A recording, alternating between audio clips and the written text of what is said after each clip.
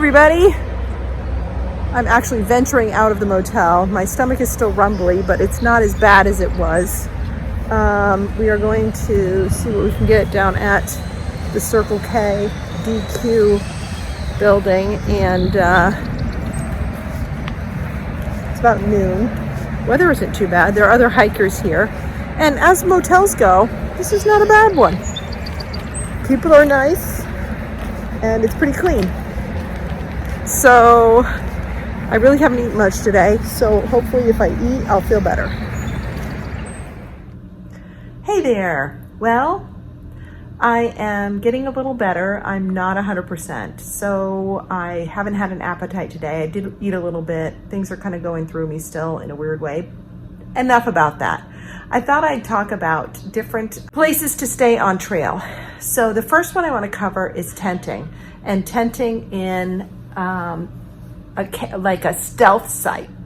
So that's probably my favorite thing to do when we're out on trail, because there's no one there. We're attracting less critters because there's just the two of us. It's quieter. We get to select where we want to stay.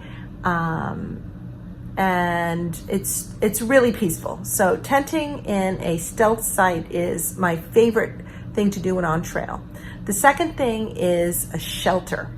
So you can stay in the shelter or at the shelter. We've only stayed in a shelter a handful of times, and that's when it's really pouring rain, just to keep out of the weather. If we were at the shelter, we would normally set up a tent. Shelters, as I think I've found out, can spread norovirus. They're loud, people snore, people come in late, people talk, people leave early, like before dawn. Every time you roll over, you think you're waking somebody up. You just don't get a good night's sleep. Like I said, if you're in the shelter in the rain, that's a whole nother story, because you feel at least you're not getting soaking wet. So shelters are good for that, and they're good for camaraderie. You get to hang out with your pals, talk about hiking stuff, and it's a lot of fun. Okay, now let's talk about hostels. So a hostel is a place that can be less expensive than a hotel. Sometimes they're not. They often are near trail, and they usually have a resupply, which the hostel owner will provide all kinds of food, fuel canisters, toiletries, things like that you might need on trail. And oftentimes hostel owners have hiked the trail, so they kind of get what you're all about. They get that you're going to be gross. They understand that you're going to need laundry. When you go to a hostel, oftentimes laundry is included, and they will give you a bag or a little laundry basket, and they will do your laundry for you. And the reason for that is they don't want their equipment damaged by someone saying, oh, I need to dry my boots, and they throw dirty, muddy boots in their dryer just to dry them, because some people can be inconsiderate. So it's nice that they will do laundry for you. They'll do it, and they'll hand you it all clean and dry in a laundry basket, and it's wonderful. Sometimes they will offer breakfast or dinner, usually at an additional fee.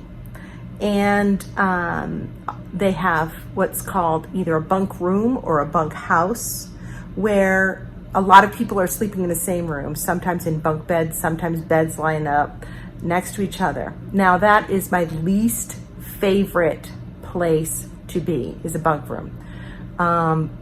People talk, people get up early. It's so hard to sleep in a bunk room. But you're getting your laundry done. You have a bathroom, usually, handy, and you get to hang out with other hikers, which is kind of cool. So hostels can be great, and they also have downsides. So there's that. Now let's talk about a hotel. Hotels are often your most expensive way of staying in town. And sometimes hostels are more expensive, and it depends on the hostel. And it also depends on the hotel you're in. Motels are cheap. They generally don't have laundry. Hotels, oftentimes, like the Super 8 we stayed in Irwin, had laundry, and it was near a lot of things. Walking distance to a grocery store for resupply, fast food, things like that. The quandary with hotels is that the price increases because oftentimes you need a shuttle to get to trail or from trail. Shuttles can be expensive. We've paid as little as $20 for a shuttle. We've paid as much as $60 for a shuttle. So in order to get to and from town without hitchhiking, because we've done that too. I'm going to use number 1. Keep your eye on that thumb, baby, and see what happens.